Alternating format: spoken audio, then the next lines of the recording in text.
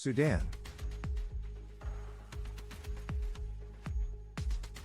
At least 56 civilians have been killed in fighting between the army and RSF paramilitary group in Sudan.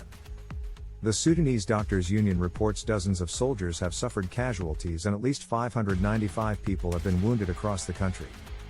Heavy airstrikes have been reported on paramilitary positions in and around Khartoum. The RSF claims to be in control of vital facilities, which the army denies.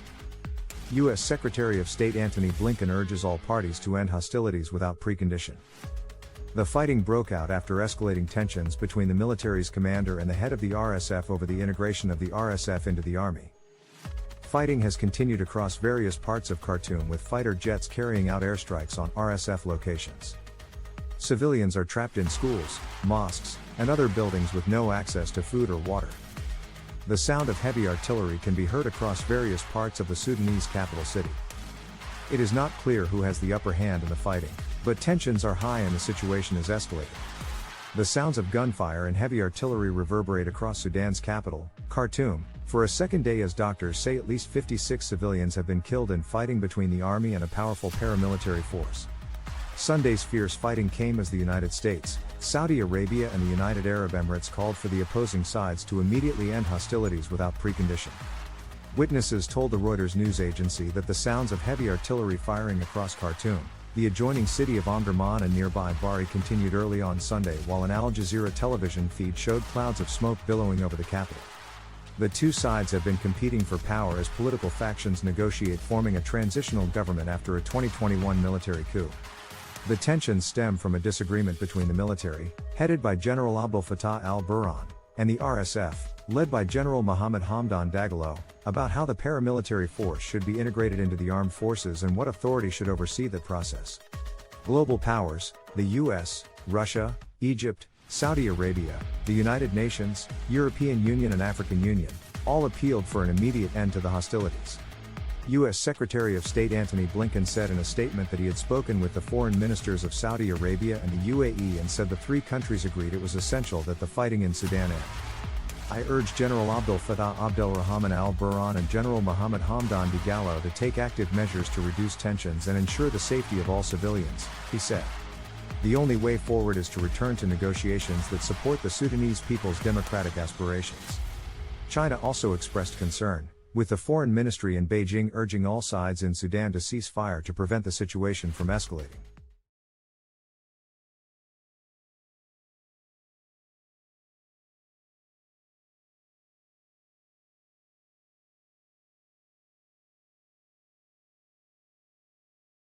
Democratic Republic of the Congo.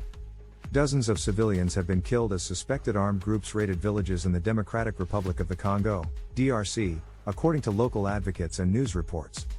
The attacks took place on Friday in the province of Ituri, an area along the country's northeast border with Uganda that has regularly experienced systematic attacks on communities since 2017.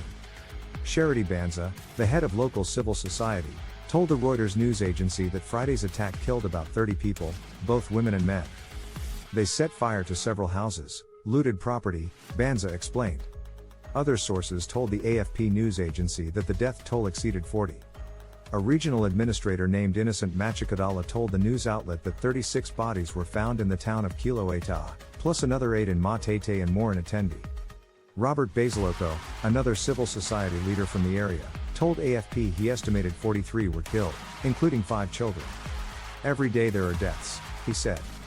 Sources quoted in both Reuters and AFP identified a group of militias called the Cooperative for Development of the Congo, or Codeco, as the suspected culprit in the attacks.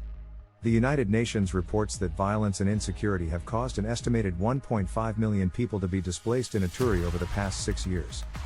The conflict stems in part from ongoing tensions between the Lendu and Hema ethnic groups, as well as from the desire to control Ituri's natural resources, which include gold and oil deposits.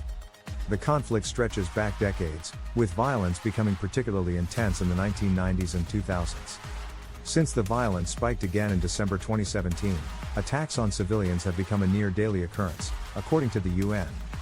Spokesperson Eugene Bune issued a statement on January 24 that its refugee agency, the UNHCR, is deeply concerned by the escalation of brutal attacks on civilians.